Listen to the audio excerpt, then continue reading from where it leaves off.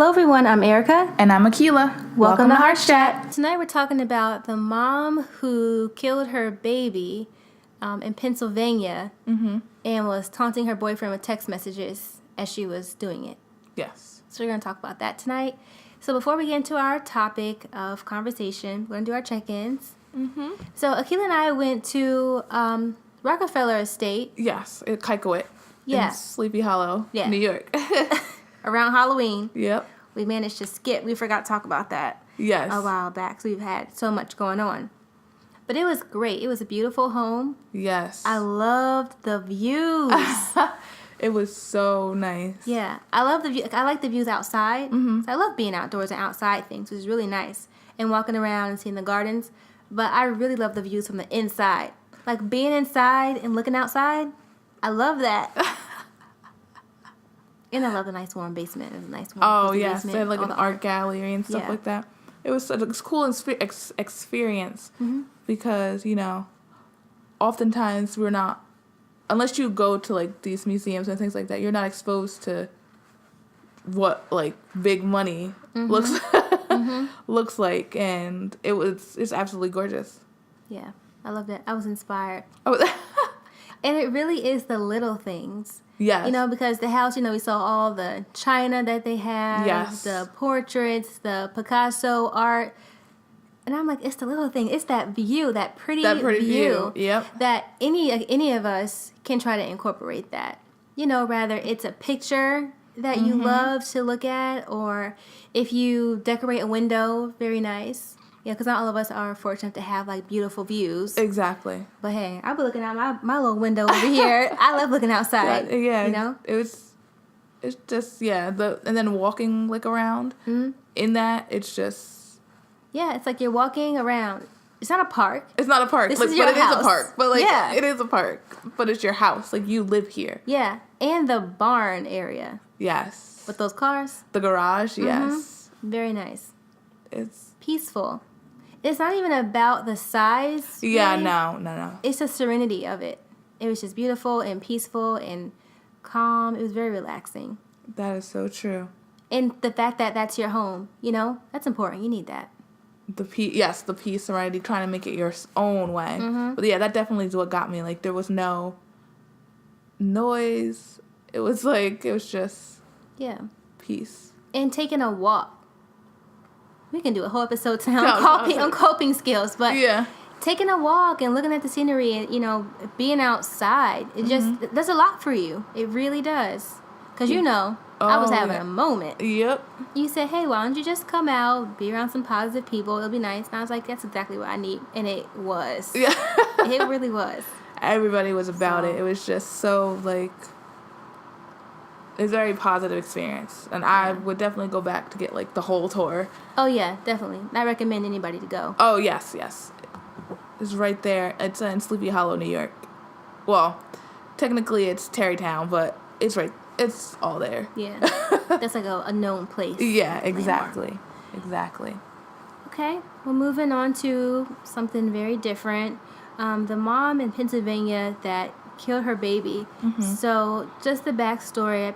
Allegedly, the mom was upset with the boyfriend, the father of her 2 kids. She had an infant son and 2-year-old daughter. Yeah. And she was accusing him of cheating.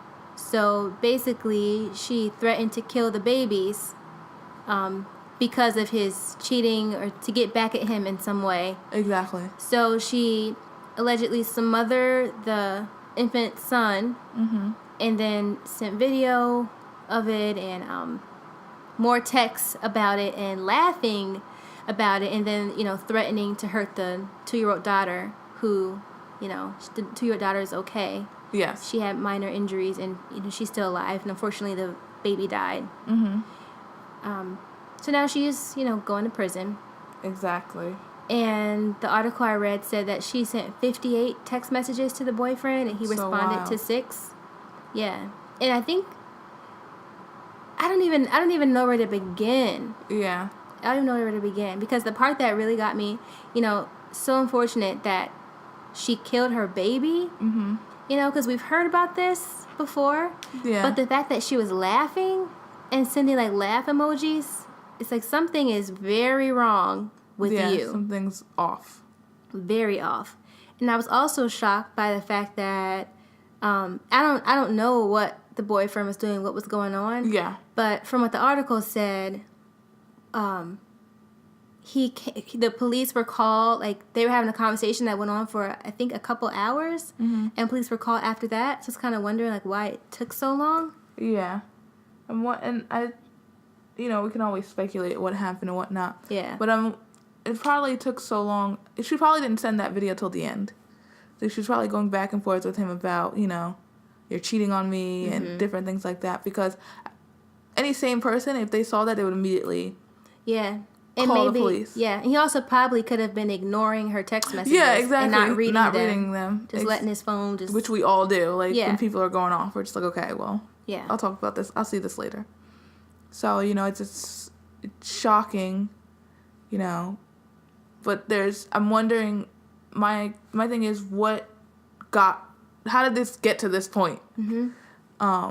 Where ultimately it's that hurt people to an extreme. Like the mother is being hurt by the boyfriend, or so she thinks. So she's going to take away the one or two things that he knows, that she knows he loves, which happen to be his children, right?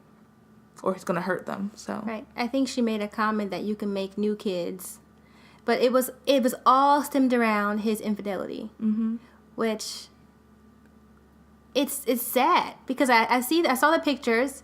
She's a beautiful woman. Relationships don't always last. And I just feel like it's one thing to, I don't wish like harm on anybody. Yeah. But it's one thing if you're upset, you do what you want to your life. Yeah. There's no reason to take the life of somebody else, especially your own person. Kid. Yeah. If that's what she wanted to do, very unfortunate, But it's not right to take a choice from somebody who can't do anything about it. It's who's just helpless. It's just in the middle of all of this. Yeah, there had, and we talk about signs and things like that. There had to have been signs prior to this of this potentially happening that may not have gone unnoticed or swept under the rug or all different things. Like very rare are there cases where you just snap. Right. Like, there's always something that could have, like, something wasn't right or something's going on. Yeah. I think she probably had a history of a mental health illness. And then, things have built and led up. And, we don't know the full story. We just know, like, what happened. I don't know if she was in some type of treatment or what. And if she wasn't, she most definitely, should have been in some type of treatment. But I agree, there definitely are signs that lead up to it. And only people that are close to you, or a health professional who's gotten to know you is going to know to pick up on these signs. And we talked about this before. I think you said you wonder if the boyfriend knew that sometimes maybe she says outlandish things or I don't know, maybe people thought she was a drama queen. And she just says things and never follows through. Yeah. But this was the one time she did. And I'm wondering, has this happened to her before? The cheating, what else, what other factors in the relationship or factors she's seen in other people's relationships have impacted this? Yeah. Because for someone, to harm their child over a relationship, it's more, I feel like it's more of an obsession, infatuation thing than a true healthy relationship. Right. I think in our society we place too much emphasis on relationships. Yes. There's always the relationship goals, and it's like everybody's, main goal to have like a relationship. Yep. And it's just not worth it. If it's not healthy, it's just not worth it just to be in one. Exactly. And if somebody don't want to be with you, what are you going to do about that? You can't do anything about that. Exactly. And I say, like, I use this term loosely, but I've said, you drive yourself crazy, like, trying to figure things out and trying to be with someone that doesn't want to be with you. And it sounds like that's exactly what happened with her. She drove herself to a point where it was just like... no return. Yeah. And the only way she sought out was... or the only way to get back or hurt or revenge was to take the life of her child. And really, it shows, like, her value. She valued her relationship more than the kids. Mm-hmm. But it's just really sad and unfortunate. But you make a good point. Ultimately, the relationship was more important than the children. Mm-hmm. Which is sad. It should never, like, that's hard. Mm-hmm. Because kids should be the priority. Kids should be the priority. Like, you want to keep your relationship intact, too. Right. But to this extreme, it's unhealthy for everyone. Right. You want to be happy. You want to have a good relationship. And, you know, if you're a two-parent household, you want to make sure the relationship's good for the kids. Mm-hmm. But if it's not, you need to separate for the kids. Exactly. You know? And something that stuck out to me, too, because, you know, we just did that mental health seminar. Yes. And we talked about the stigma of mental health in the black community. Correct. And when we saw the picture, we saw, oh, it's a black lady. Mm-hmm. It's that whole thing that we don't do this. Yeah, exactly. Like you know? But it's not just, in quotes, a white mental health issue. Exactly. It's universal. Completely universal, and it touches everyone at some point. Mm-hmm. Whether you have a mental health disorder or whether your family, friends, like, we all see it in our lifetimes. But we, like you said, there's just such a stigma around it still that nobody wants to see the signs sometimes, and nobody wants to get into anybody's business. Right. I think that nobody wants to. Nobody wants to get in anybody's business. And people don't know the signs because it just doesn't exist. It's just not real. It's not a problem. Or, oh, they're just crazy. Yeah. Or, you know, stuff like that. And it's unfortunate that you don't see that somebody needs help until it's too late. And now that she is going to be in prison for, you know, killing her son, attempting to kill her daughter. Exactly. Nobody's going to care about getting this woman help. Nope. For her mental health, you know, disorder that I'm almost certain that she has. Yeah. No one's going to care about that. She's going to jail. And we'll see if she survives in jail because people don't take lightly to things like that. Killing kids. Exactly. You know, or harming them. So she's really sad and unfortunate and definitely could have been avoided. And over what? You know, somebody's cheating on you. They don't want to be with you. Okay, there are plenty more people that would love to be with you. Exactly. You're right. It's like there are other people out there. And if, you know, that relationship has that much power over you, that's not, like, that's not a relationship. Like, that's, I don't even know what to call that. Like you said, it's an infatuation. It's definitely unhealthy. And I think if you have that much focus on relationships, I think you need to take a step back from relationships and focus on yourself. Yep. And get yourself, because like everybody says, if you can't love yourself, you can't love somebody else. Yep. And if you felt like you weren't complete or whatever without that person, it's because you are lacking the love for yourself or the respect for yourself that you need to work on. And to be a parent, you can't raise these kids in that mindset. Not at all. You can't raise them to be healthy adults that can cope. You know, they're going to do the same thing that you're doing. Exactly. Unless by the grace of God, there's somebody else in their life who can support them and show them something different. Right. But it's just really sad. It is sad. It's troubling. I think it's, you know, it's important. Even if, because, you know, how people will say, oh, there's that, what is it, quote, insanity, like, what is it, the passion? Oh, like, love, death of passion? Yeah, things like that. Crime of passion. Things like that. And, like, where you temporarily kind of, you know, are in a unstable emotional place.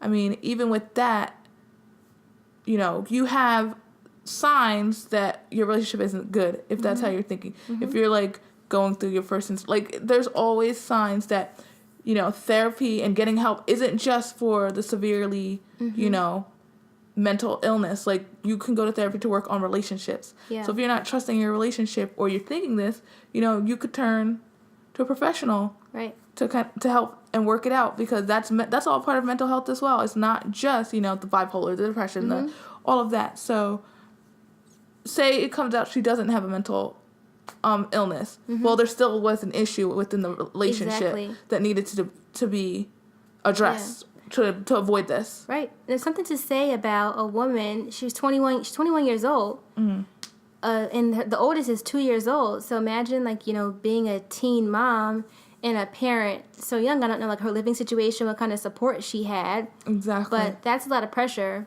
That's a lot to deal with and handle. Like just being a parent in general at an age where you're married or you feel like okay you're more stable, it's still very difficult. And also remember that sometimes if you didn't have mental illness as a young child or as an adolescent, you can develop certain mental health disorders in your adulthood. Yeah. And 21 I think is one of those standout ages that you can develop a mental health disorder. Exactly. Like a lot of the mental health disorders don't emerge until teenage years.